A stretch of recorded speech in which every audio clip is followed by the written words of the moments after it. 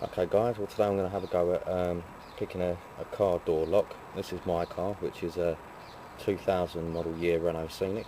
This will be my first attempt. I'm going to use my round dyno tension tool and one of my Clom auto picks. So I'm going to give it a go. I'll just show you that it is locked.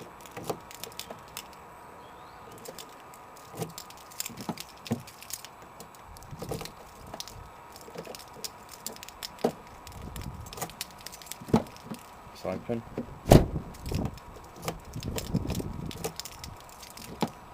Locked.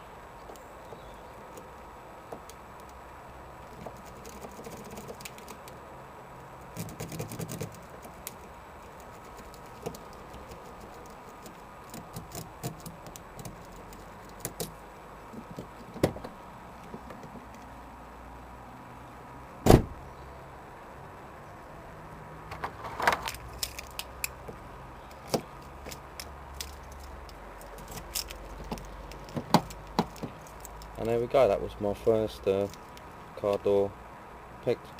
Thanks for watching, keep watching, so we'll be posting some more videos soon. Please leave comments and please rate the video. Cheers.